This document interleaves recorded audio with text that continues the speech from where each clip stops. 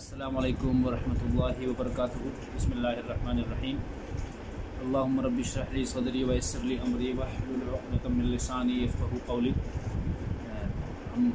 آج ایک دفعہ پھر اپنے ایک نئے ویڈیو کے ساتھ آپ سب کی خدمت میں حاضر ہو چکے ہیں۔ اصل میں اس ہفتے میں بہت بزی رہا، تو اس وجہ سے پاکستان اسٹمرنگ ایسوسی ایشن کے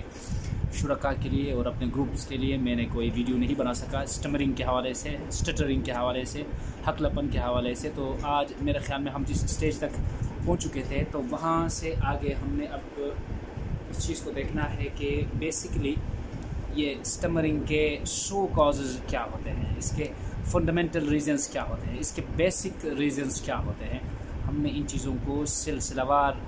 انداز میں دیکھنا ہے کہ ان کی شروعات کہاں سے ہوتی ہے اور یہ کس طرح ایک انسان کی زندگی میں رونما ہو جاتی ہیں، اور پھر ان کے ساتھ کس طرح نبرت آزما ہو سکتا ہے ایک انسان۔ اس پر ہم بات کریں گے۔ تو سب سے پہلے میں یہاں پر عرض کر دوں کہ اسٹٹرنگ، حقلپن itself is not a disease. یہ کوئی بیماری نہیں ہے، یہ بذات خود کوئی بیماری نہیں ہے۔ یہ ٹائیفائڈ کی طرح، یہ فالج کی طرح، یہ ایڈز کی طرح یا قان کی طرح کوئی بیماری نہیں ہے کہ آپ پراپرلی کسی کلینک میں جا کے یا کسی ڈاکٹر کے پاس جا کے اس کا آپ علاج کریں گے۔ یہ اس طرح کچھ بھی نہیں ہے۔ اسٹٹرنگ کے سلسلے میں حقلپن کا شکار جو آدمی ہوتا ہے، اس پر یہ لازم ہو جاتی ہے کہ اگر وہ چاہے کہ میں معاشرے کے اندر دوسرے نارمل لوگوں کی طرف بات کروں اور اپنی بات کو اپنے علم کے مطابق، چھوٹی سی چھوٹی بات ہو، کوئی ریمارکیبل بات ہو یا ان ریمارکیبل بات ہو، بٹ اس کو اسی بات کو کسی کے سامنے رکھنا یہ کوئی آسان کام نہیں ہے۔ اسپیشلی وہ لوگ جو اسٹٹر نہیں ہے، جو کہ حقلپن کا شکار نہیں ہے، وہ اس بات کو فیل نہیں کر پاتے کہ یہ کنسسٹنسی کے ساتھ بات کرنا، فلوئنسی کے ساتھ بات کرنا، اپنی زبان میں بات کرنا۔ I'm not saying that everybody should speak in English fluently. No, I'm not asking you for the same. میں صرف حقلپن کا شکار جو لوگ ہوتے ہیں، میں ان کی بات کرتا ہوں کہ معاشرے میں ایک چھوٹے سے چھوٹے لفظ کو ادا کرنے کے لیے ان کو کتنی مشکلات کا سامنا کرنا پڑتا ہے اور کتنی شرمندگی کا سامنا کرنا پڑتا ہے سم ٹائم،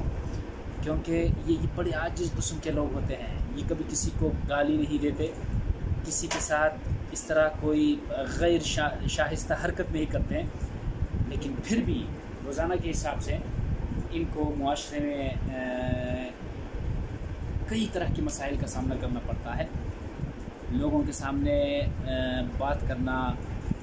یہ اللہ تعالیٰ کا دیا ہوا کتنا ایک بہترین تحفہ ہے، کتنا ایک عظیم تحفہ ہے۔ جو لوگ اسٹٹر نہیں ہیں، تو میں ان سے یہ گزارش کروں گا کہ وہ دو کام کریں۔ ایک تو وہ اللہ تعالیٰ کے حضور میں سربسجود ہو کر ان کا شکریہ ادا کرے۔ ویسے بھی اللہ تعالیٰ کا ہمیشہ ہر ایک رحم کے لیے، ہر ایک نعمت کے لیے، ہر ایک اعضاء کے لیے، ہر ایک سانس کے لیے اللہ تبارک و تعالیٰ کا شکریہ ادا کرنا چاہیے۔ لیکن بالخصوص وہ لوگ جو اسٹٹر نہیں ہیں، جو اسٹمرر نہیں ہیں، جو حقلپن کا شکار نہیں ہیں، میں ان لوگوں کو کہتا ہوں کہ ایکسٹرا آرڈینری اللہ تعالیٰ کا شکریہ ادا کرے کہ آپ لوگ اسٹٹر نہیں ہے، اور جب آپ لوگ بات کرتے ہیں تو کم از کم آپ کے دل میں یہ ڈر نہیں ہوتا کہ میں کہیں جا کے بیچ میں اٹک جاؤں گا اور کوئی ایک لفظ میرے سامنے پہاڑ کی طرح جا کے کھڑا ہوگا اور میں اس کو پھر کراس نہیں کر پاؤں گا۔ کم از کم آپ لوگوں کے دل میں یہ ڈر نہیں ہے۔ ایک کام یہ کرے کہ اللہ تعالیٰ کا شکریہ ادا کرے، اور دوسرا ایک صدقہ جاریہ آپ لوگ یہ کرے کہ کبھی کسی حقلپن کے مریض کا مذاق نہ اڑائیے گا، کبھی اس کے اوپر تانے مت ہنسی اس حقلپن کے مریض کے اوپر، کیونکہ وہ اس کو پتہ ہوتا ہے کہ اس کے اندر کیا بیتتی ہے، وہ اس کو پتہ ہوتا ہے کہ وہ کتنی مسائل کا شکار ہے، وہ اس کو پتہ ہوتا ہے کہ وہ کتنے احساس کمتری کا شکار ہے۔ اوپر سے اگر آپ لوگ بھی اس کو کوسیں گے، اس کو تانا دیں گے، اس کے پیچھے باتیں کریں گے کہ یہ تو حقلہ ہے، وہ یہ بات نہیں کر سکتا، اور یہ تو کچھ بھی نہیں ہے، اور یہ کسی بھی فیلڈ میں نہیں جا سکتا، اس طرح کی باتیں آپ لوگ نہ کریں، بلکہ ایک اسٹٹرنگ کا شکار جو آدمی ہوتا ہے اس کی زندگی میں سب سے زیادہ اگر کسی چیز کی ضرورت ہے تو وہ مینٹلی انکریجمنٹ کی ہوتی ہے. اس کو ذہنی طور پر اس آدمی کو سپورٹ کرنا پڑتا ہے, اس کو یہ پاور بنانا ہوتا ہے کہ آپ بھی ہماری طرح ایک انسان ہے, آپ بات کر سکتے ہیں. یار آپ کیوں شرماتے ہیں, دیکھو کوئی بات نہیں, اگر آپ اس طرح بھی بات کرتے ہیں تو ہمیں اچھا لگتا ہے, آپ اس طرح بات کریے, کوئی بات نہیں, لیکن آپ ہمارے ساتھ بات کریں. تو آپ اگر ان کو بھی اپنے مجالس کے اندر, اپنے میٹنگز کے اندر بات کرنے کا موقع دیں گے, اس کے اوپر مذاق نہ اڑائیں گے, تو پھر یہ بیماری اس انداز میں بھی کافی حد تک یہ ختم ہو سکتی ہے, تاکہ لوگوں کو مینٹلی انکریجمنٹ مل جائے. پہلی بات. دوسری بات یہ ہے کہ وہ بچے جو اپنی زندگی کے انیشل اسٹیج کے اندر ہیں اور وہ ابھی باتوں کو سیکھنے کے مراحل کے اندر ہیں, تو اس میں یہ دیکھا جا سکتا ہے کہ بچے جو ہوتے ہیں وہ بڑے شارٹ کٹ انداز میں بات کرتے ہیں,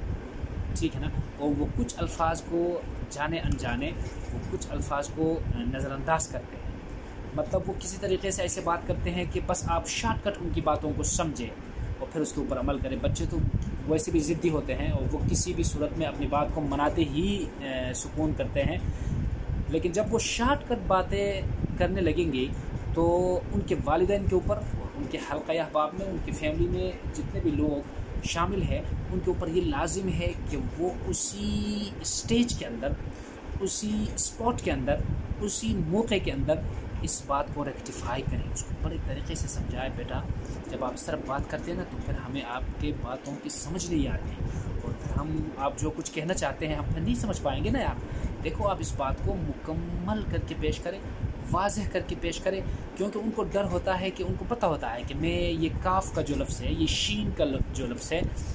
یہ میم کا جو لفظ ہے, میں اس کو ادا نہیں کر پا رہا ہوں پراپرلی, تو وہ شارٹ کٹ کا راستہ اختیار کرتے ہیں اور اس طرح باتوں کو وہ عبور کرتے ہیں.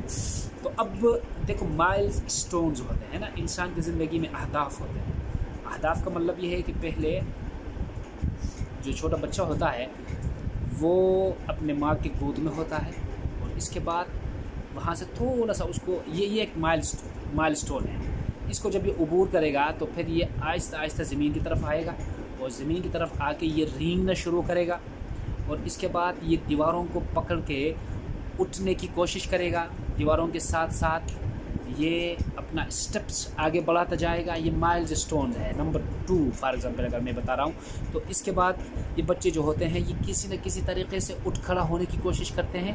اور اب ان کو پتہ ہوتا ہے کہ مجھے مزید دیوار کا سہارا نہیں لینا ہے. یہ باتیں میں والدین کی انفارمیشن کے لیے میں کر رہا ہوں کہ جب ان کو کسی اسٹٹرنگ یا اسٹمرنگ کا شکار بچہ مل جائے ان کی زندگی میں, ان کا بیٹا ہو یا بیٹی ہو, تو ان کے باتوں کو سیکھنے کا جو مرحلہ ہوتا ہے تو اس دوران ان کو کن باتوں کا زیادہ خیال رکھنا ہے. تو میں اس کے لیے اب والدین سے مخاطب ہوں, تو ان کو میں سمجھانے کی کوشش کر رہا ہوں کہ یہ مائلز اسٹون, یہ اہداف اس کی زندگی میں پر ہوتے جاتے ہیں, یہ اچیو ہوتے جاتے ہیں, یہ حاصل ہوتے جاتے ہیں. اس طرح ایک موقع ایسا آ جاتا ہے کہ یہ بچہ کسی دیوار کے بلبوتے کے بغیر, کسی کے ہاتھ کے سہارے کے بغیر یہ کھڑا ہوگا, اور اس کے بعد یہ کوشش کرے گا, لڑکھڑا کے بھی کوشش کرے گا کہ میں اپنا قدم بڑھاؤں اور میں چلنے کی کوشش کروں. اور ایک وقت ایسا بھی آ جاتا ہے پھر یہ چلنے کی کوشش کرتا ہے اور پھر یہ اکیلے چلنے میں کامیاب ہو جاتا ہے. اس کے بعد جب 3, 4, 5, 6 اور اسپیشلی 6 سال سے لے کر 12 سال تک یا 7 سال سے لے کر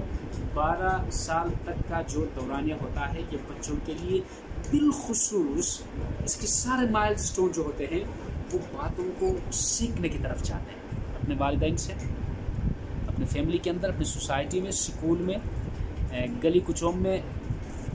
کھیلتے وقت اپنے ہم اثر دوستوں سے یہ باتوں کو سیکھتے ہیں.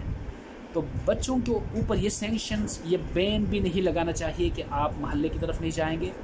آپ گھر سے باہر نہیں جائیں گے کبھی بھی, کیونکہ ایک نیچرل پروسیس ہے. بچے جو ہوتے ہیں وہ ایک دوسرے کے ساتھ گل مل کے یہ پڑھتے ہیں, اس دوران ان کی آپس میں دوستیاں ڈیولپ ہو جاتے ہیں, ایک دوسرے کے ساتھ ٹیم ورک کو پھر وہ سمجھتے ہیں, پھر کھیل کود میں جاتے ہیں. ان چیزوں کے اوپر بین لگانا, بچوں کو گھر کے چوکھٹ سے باہر نہ جانے دینا بھی ایک ناانصافی ہے. اس طرح نہیں کرنا چاہیے. بچوں کو اپنے نگاہداشت کے اندر, اپنے آنکھوں کے سامنے ان کو بے شک آپ اپنے سوسائٹی کے اندر، اپنے حلقہ احباب میں، اپنے پڑوس میں ان بچوں کے ساتھ جن کے اوپر آپ کا اعتماد ہو، آپ بے شک کھیلنے دے دیں، اس میں کوئی مذائقہ نہیں ہے، بلکہ یہ پازیٹیو پوائنٹ ہے۔ اور ہم پھر واپس آئیں گے اپنے مائلز اسٹون کی طرف، جو بچوں کے اہداف ہوتے ہیں، وہ تو نیچرل نہیں ہے، وہ تو نیچرل ہوتے ہیں، یہ ان کی طرف آہستہ آہستہ آہستہ سلولی اینڈ گریجولی اپنے مائل اسٹون کو اچیو کر کے آگے جاتا ہے اور پھر ان کو سیکھتا جاتا ہے۔ اس طرح پھر ایک زمانہ آ جاتا ہے کہ اس کے علم کے مطابق وہ بات پھر کر سکتا ہے، یعنی پاپا مامی مجھے پانی چاہیے، مجھے اسکول جانا ہے، مجھے بستر چاہیے، مجھے کتابیں چاہیے، میرا طبیعت ٹھیک نہیں ہے، مطلب یہ فریش نہیں ہے، یہ مکمل باتیں ہیں، یہ مبہم باتیں نہیں ہیں، یہ مکمل جملے ہیں۔ ان جملوں کو بچے سیکھ جاتے ہیں۔ اگر کہیں جا کے ان کے والدین اگر ریشنل ہو تو ان کو اس بات کا پتہ چل جاتا ہے کہ باتوں کے حساب سے میرے بچوں کے اندر یہ تھوڑے سے ڈیفیشنسیز ہیں، تو پھر ان کے اوپر مذاق نہ اڑائیے۔ یہاں پر یہ ہوتا ہے کہ دیکھو یار میرا بچہ کتنی خوبصورت باتیں کرتا ہے، اور وہ ان خوبصورت باتوں کو لے کر اس کی زندگی کو ایک مکمل پرابلم کی طرف، ایک مکمل ستم ظریفی کی طرف دھکیل دیتے ہیں۔ پھر جب اس کے والدین ہنستے ہیں تو بچے کو لگتا ہے کہ میں کچھ اچھا کر رہا ہوں، یا میں کچھ دوسرے بچوں کے نسبت میں کچھ انجوائے فل کام کر رہا ہوں، اس لیے وہ ان باتوں کو ریکٹیفائی پھر نہیں کرتا، وہ اسی طرح اپنے انداز کو جاری رکھتے ہوئے اپنے باتوں کو اس میں ڈل دیتا ہے۔ تو وہ 3 4 5 الفاظ ہوتے ہیں جو کہ ان کی زندگی میں مسخ ہو جاتے ہیں، وہ پھر ان کو ٹچ نہیں کرتا، مطلب پھر وہ ان کو سیکھ نہیں پاتا۔ تو یہاں پر میں گزارش کروں گا ان تمام والدین سے، ان کے حلقہ احباب میں جتنے لوگ ہیں ان سے، کہ بچوں کے باتوں کے سیکھنے کے دوران، باتوں کو سیکھنے کے دوران جہاں جہاں کہیں آپ کو ڈیفیشنسیز مل جائے، کمی بیشیاں مل جائے، تو کوشش کر کے 1 2 3 دن کے اندر جتنا جلدی ہو سکے اس بات کو آپ ریکٹیفائی کریں، اس کو یہ سمجھائے کہ بیٹا دیکھو جب آپ اس طرح بات کرتے ہیں تو آپ کے ساتھ اچھا نہیں لگتا، آپ کو چاہیے کہ آپ صاف بات کریں نا یار، تاکہ مجھے سمجھ آ جائے، میں آپ کے لیے کچھ چیزیں لے آؤں۔ اگر آپ کو کھلونے چاہیے، اگر آپ کو کوئی کولڈ ڈرنکس چاہیے، آپ کو اگر آئس کریم چاہیے، تو آپ بالکل واضح انداز میں بتا دیں کہ پاپا مجھے آئس کریم چاہیے، پاپا مجھے، اگر اس طرح کوئی فریز میں وہ بات کرے تو پھر وہ بات مبہم رہ جاتی ہے، وہ پھر کنفرم نہیں ہو جائے گی کبھی بھی، وہ مبہم ہی رہے گی۔ وہ پھر آگے جا کے اس طرح کے بچے نارمل بچے ہوتے ہیں، انٹیلیجنٹ بچے ہوتے ہیں، اور پھر مستقبل میں لوگ ان کو گونگے یا بہرے یا حقلا یا توتلا اس طرح کے القابات سے پھر نوازتے ہیں، یہ ان کی زندگی کے لیے اچھا نہیں ہے۔ خدا را آج کا میں یہ یہاں پر اختتام کروں گا۔ تمام والدین کو، تمام گارڈینس کو میں ریکویسٹ کروں گا کہ وہ اگر باتوں کو سیکھنے کے دوران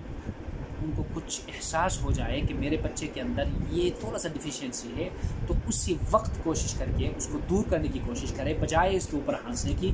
اور اس کو اپنے لیے ایک محظوظ ہونے کا ذریعہ بنانے کی، اس کو اپنے لیے ہنسنے کا ذریعہ بنانے کے، آپ اس چیز کو ریکٹیفائی کرنے کے لیے کوشش کریں، تاکہ آپ کا بچہ مستقبل میں جا کے کسی بھی ناخوشگوار واقعے سے نبرت آزما ہو سکے، کسی بھی چیلنج کو وہ عبور کر سکے، وہ گونگا ہونے کے جو تانا ہے اس سے وہ بچ سکے۔ اس لیے آپ لوگ ان باتوں کے اوپر ضرور عمل کریں۔ تھینک یو سو مچ۔ السلام علیکم۔